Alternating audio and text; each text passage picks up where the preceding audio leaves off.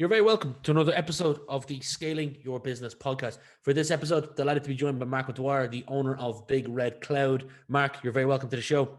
Thank you, Rian. Marc, I'm delighted to have you on the show. Typical fashion of the show, we focus on three main areas: early influences, challenges, pivotal moments. No different with you. I can tell from my research that you went to St. Michael's College for secondary school. That's correct. So I'm going to assume that you grew up around that area. Can you tell me what life was like growing up in Dublin when you grew up? Any hobbies or standout memories? Any standouts? Well, we were from a middle class family, so my parents worked pretty hard to send myself and my brother to St. Michael's, and my sisters to private school as well. So we weren't particularly wealthy, so we got thrown into St. Michael's with a couple of well-heeled people. So it was quite a mix in the class, and I got on with pretty much everybody because I was pretty good at rugby. And so it was interesting. I mean, it was interesting times. We grew up very close to RTE. So in those days, would have experienced a lot of marches around RTE. You know, they obviously they were in town, but they march out to RTE on regular occasions. You mentioned rugby. That helped you get along with everyone. I know you've touched on in previous interviews, but yourself and your dad actually ended up playing for Leinster. So my question here is around impact and influence. I usually ask guests, and they can pull a small number of people that have had a massive impact on their early years. So think early Marc that helped Marc become the person he is today. Close friends, acquaintances, teachers, parents. Does anyone spring to mind for you? Well, on the sporting side, Rian, it would be a man called Father Little. He was a Holy Ghost father. He would have picked me in the position I was in and trained me in the very, very earlier years. And I'm talking about I started playing rugby when I was 7. So very, very early on. And then over the years, the school would have brought in some very influential people that would have played rugby for Ireland, and they would have helped on the way. And then we had a really good rugby coach called Noel Turley, who's synonymous with rugby, and he was pretty influential in my life as well. Obviously, my dad was influential, having played for Leinster. I aspired to play at that level as well. I would have seen him, you know, in his latter years of rugby, being injured with a couple of broken ribs and things like that, because I'm the youngest in the family, Rian. So Dad would have been kind of maybe played 1 or 2 years in my informative years I would remember. That's pretty cool, though. That must be really special to see your dad line out for Leinster. Yeah, no, I mean, I was too young to see him line out for Leinster. I said it was in the latter years but just the newspaper clippings, and he played rugby in Bective Rangers in Donnybrook, which I played. So my grandfather was president of Bective, my father was president of Bective, so it was a natural thing that myself and my brother would progress to play in Bective then as well. So it's rugby's in the blood. My mum met my dad in Bective Rangers. That's where they met. Dad is from Cairn, County Tipperary, so he was kicked up to the big smoke when he was 17 and happened to land in digs in Donnybrook and ended up playing rugby in Bective. But he's a very talented man. He played for Shamrock Rovers football. He also boxed as well. Wow. So he was an all-rounder really, and I guess he instilled a lot of those values in myself and my brother. So I was asked a question the other day by a guy. He was trying to give me an analogy, and he said, "Look, tell me what sport you played." And I said, "It'd be easier to tell you what sport I didn't play." So that's just the kind of individual I am. So I'll try my hand at anything. So I tried wakeboarding there a couple of weeks ago, which was wake surfing actually, which was pretty cool. And off the back of a boat was pretty nifty. Amazing. I know you've completed, I'm sure you may have added a few more to it, but either 4 or 6 Ironmans, depending on whichever article you read. Yeah. I've done 6, but I've entered 7. The 7th was the last one, which was in 2019 in Frankfurt. It was 40-degree heat. I brought my family, my wife and my 4 daughters over with me, and I just overheated on the bike, Rian, and I had to stop after 100 kilometers. And the girls were there with the tricolours waving me on. Said, "No, you don't need to stop, Dad. Keep going." And I said, "No, I'm stopping," because they thought that I would kill myself doing these sports. I always promised them that I did have the sense to stop if I knew it was going to be too much. And that was it was a difficult decision for somebody like me with the kind of type A personality that I have, to actually stop and have a DNF, which is a do not finish. But it was the right decision to make at the time for my body and for my family. And so I have entered 7, but I've completed 6 full Ironman. Yeah. Completing even one is remarkable, Marc. Thank you. And there's a question I have around completing Ironmans. I know there's multiple articles online with the parallels of completing an Ironman and running a business, and I don't need to tell you the things like, comparison of lonely times and multiple challenges and successes, an individual journey, but also team effort as well. So for you, having completed those 6, what is it that you get out of doing them?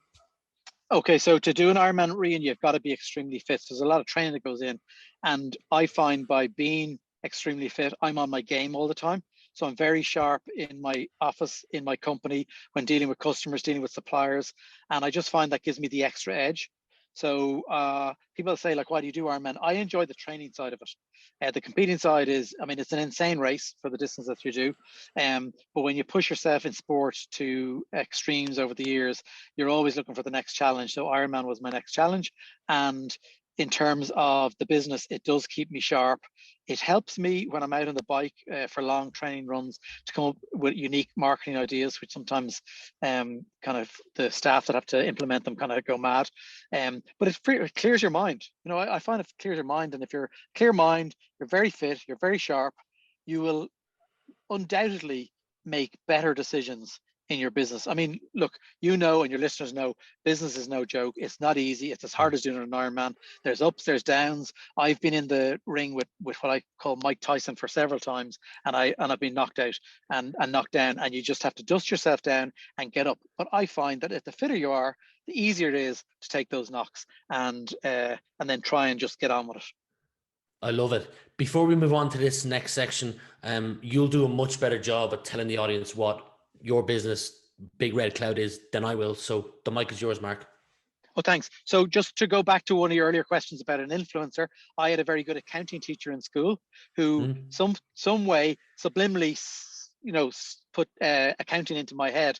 So fast forward my sales career, I set up a business selling accounting software because I had worked with an accounting software supplier, and I got introduced to the owners of the Big Red book in 2000, and it is a very simple and easy to use accounting product that was built around the theory of the Big Red Ledger. That's where the name came from. So listeners mightn't have seen one then, but it's literally a red book that has columns and rows, very much like an Excel spreadsheet. So in each column, you'd write maybe the date. The next one would be the description of who you're selling to. The next would be the amount, and then you have 30 analysis columns. So the original developers developed this product to give a simple look and feel, very spreadsheet-esque in its look and feel, that customers would be very familiar with it from the very start. So I took that over in 2000. They were losing money, and they had 3,500 customers. And within 6 weeks, I turned around to be profitable, and I bought them out 2 years later. So then fast forward to 2010, we went to an Enterprise Ireland seminar to move your product or service to the cloud.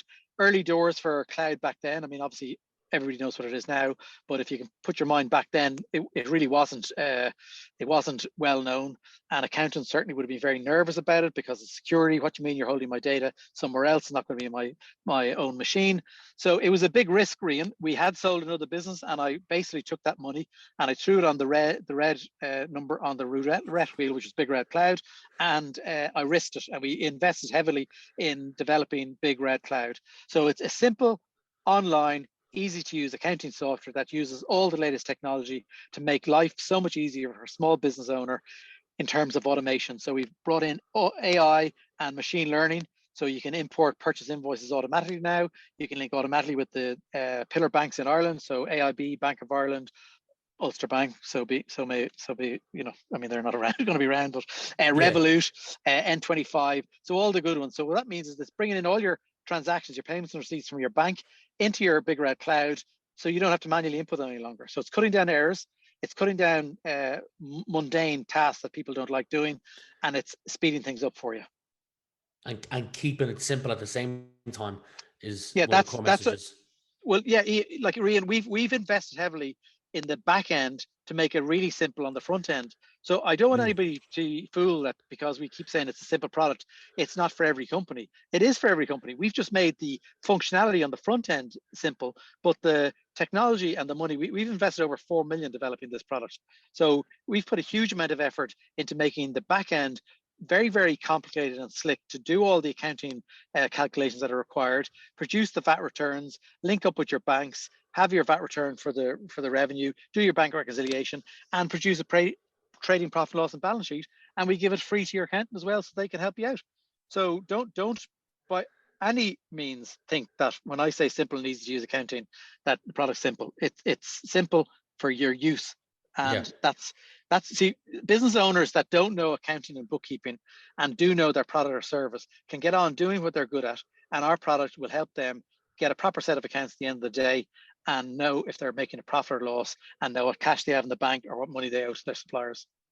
I'll mention this again before we finish, but links to both your LinkedIn page and your company website will be in the description field where you're listening to this. If anyone wants to learn more, remarkable what you've done. You're almost in, I don't know, the year, 2 years, 3 years, going to be celebrating 30 years in business. So it's evidence that you've been successful for what you've done. Like, not many businesses get to 15 years, never mind double that. So congrats on that, Mark.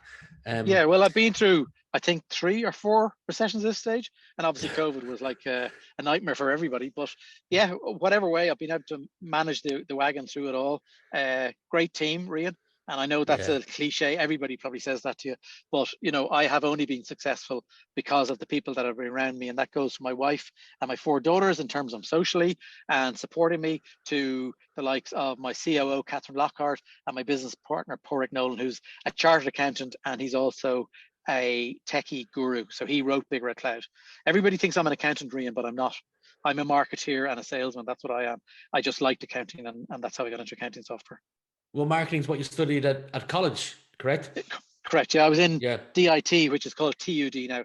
Technological University Dublin, and I did a retail marketing certificate, and then I went on at night to do a marketing graduateship in the MMI, Marketing Institute of Ireland. Nice. I did marketing at DIT too. And you mentioned team, which is something I want to focus on there. Because I was speaking with a friend recently who's got promoted into a management position. If you see my eyes wander, I've just taken some notes here. And he's finding the team he took over to be a bit of a challenge, because he's been left with some duds who aren't necessarily skilled in the area of enterprise selling. They're probably best suited elsewhere. He noticed one thing, having managing a team for a couple of weeks, and that was they were suffering from, and I use the word suffering lightly, learned helplessness, which is where they come to him, tell him the problem, and the previous manager just told them exactly how to do it, and he didn't let them go and figure it out themselves. So what he does is he says, if I wasn't here, what would you do? Go do that for 30, 40 minutes and come back to me. And he's making them, improve themselves. So Very for good. you, when you look back at your early days of managing teams, what's 1 or 2 things that you can look back and say, I wasn't great at then, but now fast forward, you can say, I've improved on that remarkably compared to what it was. That has had an impact, a positive impact on revenue of the business? Well, the first thing I did, I went, not the first thing, one of the things I did, I went to a seminar by a guy called Jack Black, and it's not the guy who was in the School of Rock. Jack Black is a Scottish guy who does this Mindstore program, and he had a thing called like the pyramid. Okay, so generally you hierarchical pyramid. At the top is the managing director, and then the managers and the staff, and all the way down. So what you do, and what I did in my company, is I flip that. So you give the decision making ability to the people either in reception or speaking directly to the customers. Like an analogy, if you go to a supermarket, Rian, and you you're buying your groceries, you're paying for them, and you notice that the bag of tomatoes is rotten, that the supermarket owner or manager should give the autonomy to the person that's at the checkout to say, oh, I'm very, very sorry, Mr. Lanigan, I will get them replaced straight away, as opposed to having to hit a button to ask a manager to ask what to do. They're making a decisive decision there and then, and you as a customer saying, wow, that's phenomenal. And then they don't charge you for the tomatoes because it was their mistake. So that kind of thing, if you do that in your company, it really gives a lot of confidence to your staff to make decisions. They can always be fixed. And where I learned that, you asked me where you learn your mistakes from. I worked as a farm assistant with my brother, who was a farm manager back in the day. And we were topping a field, which is literally cutting the top of the weeds off a field. And we were on a field away from where the tractors were kept. And I was with the assistant manager. My brother was maybe there to collect us to drive the tractor that I was driving, because I was only 16, so I didn't have a license at the time, up the road to where the tractors were kept. And he didn't arrive in time. So the assistant manager said, look, it's only 100 meters to the road you can drive. So I drove, but if you can imagine, I was in a tractor, which is pretty big, and then I had a topper, which is another 4 foot wider than the tractor, and we were country lane. And this guy came flying around the corner, a Toyota Corolla, and ripped the back of his back wing off the topper. So the owner of the farm came along, paid your man cash, because your man obviously realized I had no license, and he says, I'm insured for little feckers like you. So I realized that you can always fix a mistake. So give the autonomy to people and don't be a control freak. So your friend's original boss or the original manager was a control freak and doing everything for everybody. And that doesn't help the company, and it doesn't help those individuals to grow and learn. What your friend is doing is exactly the way to turn that business around. Give them the go away and think at how you do it, and it starts getting them thinking, which is really, really good. Yeah, and touching on that topic, your company has, and this might be an outdated statistic, but a 94% retention rate, which is remarkable. And based on what you just said, and there's a recent LinkedIn post where you talked about the Big Grey Cloud being one of the few accounting software providers that still offers telephone support. What do you think is something that contributes to that 94% retention rate? I'm assuming the customer support helps, and what you've just said there, where flipping the org chart also helps. But is there anything else that you think contributes to that insanely good 94% retention rate? Yeah, so it's a combination of things. It's not just any one piece of the jigsaw. So starting with what I mentioned earlier on is simple and easy to use software. Now, we say it's simple and easy to use, but what we do is we actually give free training with the software included in the price. So we're training people. You say, Mark, why are you giving free training? I give them free training because if I can train the customers to use the product, we're going to get less calls and support. Okay. So then we train our support staff to be extremely good, and they will bend over backwards for our customers. They will answer, I've probably said this before in previous podcasts, they will answer Mary Murphy in Ballincollig in County Cork, the same answer, same question every Monday, 4 Mondays a month, 12 months of the year. And I'm saying, guys, send her to the frequently asked questions, send her to the video that shows her how to do that. And they're saying, no, Mark, this is how you get the reputation for your company. And they're right. So we will bend over backwards for our customers from customer support, but we train them, we give them free training at the start. And it's a combination of having really easy software, free training, and unparalleled customer support. And it's that kind of mix that gives us the retention rate that we have. Fascinating. Hiring is a topic I'd like to spend a couple of minutes on, and then after that, 3-4 more questions. So there's an article I reference all the time from Harvard Business Review, and they say that the cost of a bad hire can be 5 times that person's annual salary in missed opportunities, dependent on the role, obviously. So when it comes to hiring, how do you ensure that you can reduce the risk of a bad hire? Have you got a process? What does it look like when Mark goes out and announces a new role? Okay, so we would like to think we now have a process, Rian, okay? But please don't get me wrong. I don't want your listeners to get me wrong. We have had major muck-ups, now believe me. So the process is, I used to take people very much at face value, Rian. And I'm very accepting, maybe call me gullible, I don't know. But if somebody tells me something or they put it on their CV, I believe them. Which is really stupid, you think, for somebody who's been nearly 30 years in business. But anyway, so how have I addressed that? I have addressed that by making sure that Catherine, my COO, basically sits in on all the interviews that I have to do. And why do I do that? Is because I feel that females have a better intuition than men have, and they'll see through any bull that somebody's trying to tell you. So we have a kind of a tag team, Rian.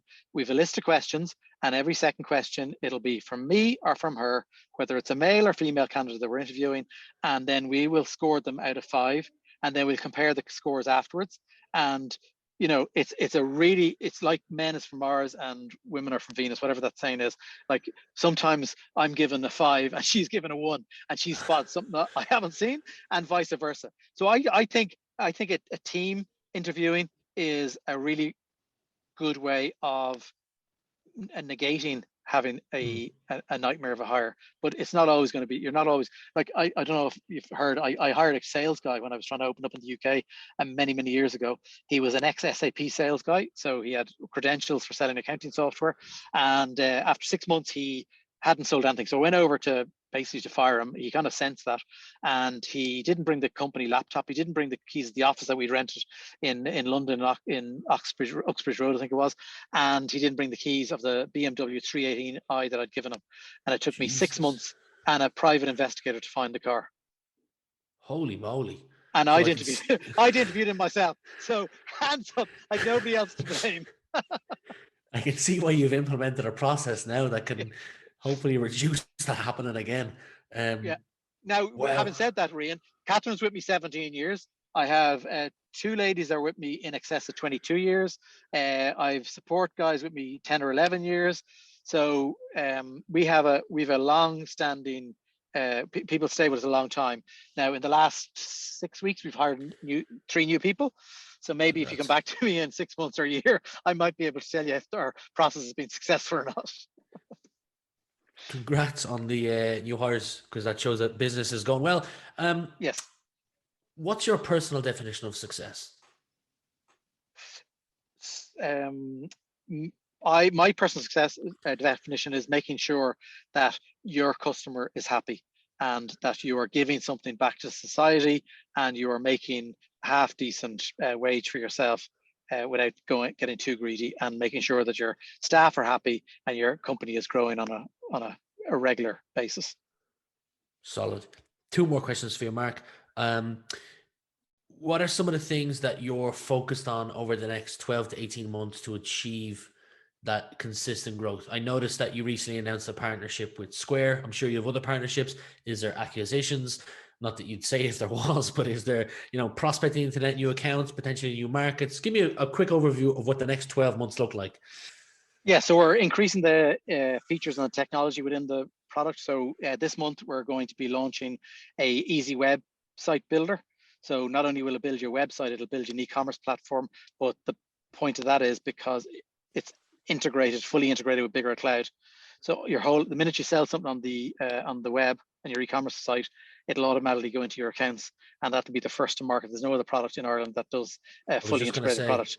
So that's a big thing. We're working on that at the moment.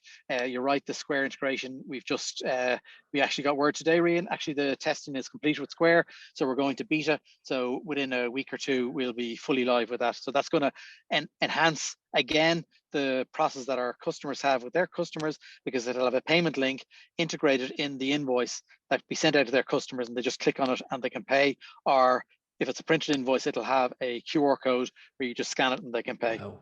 Amazing. So that's on the technology side and feature side. Then on the growth side, well, we obviously just took on 3 new people, and their roles are obviously to grow the business that we have, and then we are looking. We did an acquisition fell through during the summer, but we would look to buy a company, hopefully in the UK, probably in the payroll space, because accounting and payroll go hand in hand.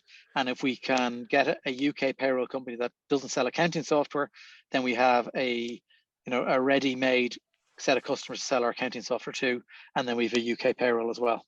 And we're continuing our research on the Maltese and Cyprus markets, because they're the highest English-speaking countries in the Eurozone.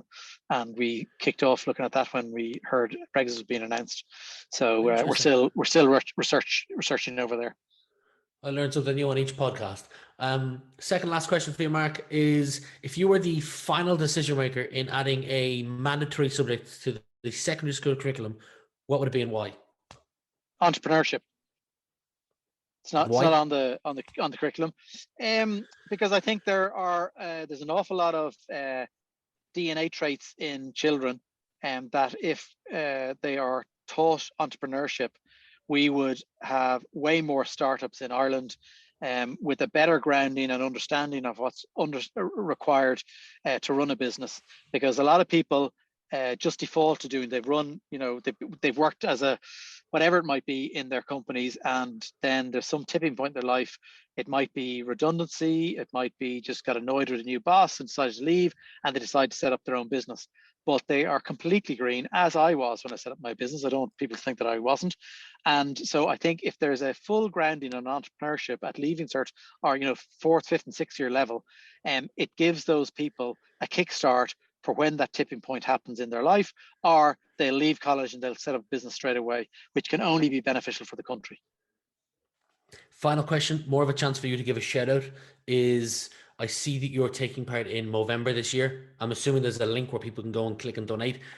Is there a personal story behind why you're participating, or you just want to grow a beard? Yeah, no. It's my dad died of cancer, Rian. So Movember is raising money much needed funds for men's health, including cancer and cancer research. And with a dad who died of it, obviously I have a passion to try and raise as much as I can. I do it every second year. It embarrasses my daughters. So one of them is going to have to be stuck with me all unshaven for her debs this week. And then my niece is getting married next week, and I'm going to be looking pretty rough in the photographs. But, you know, it's all worth it if we can raise the money, much needed. So it's, if you go to Mo and look at Marc O'Dwyer, Movember, and look at Marc O'Dwyer, I don't know what the link is off the top of my I'll leave a link below. That'd be great. That'd be great. So I'm trying to raise 50. I've raised $9,500 over the few years that I've done it to date. Wow. So let's try and break the 11 or 12 grand this year. It'd be great.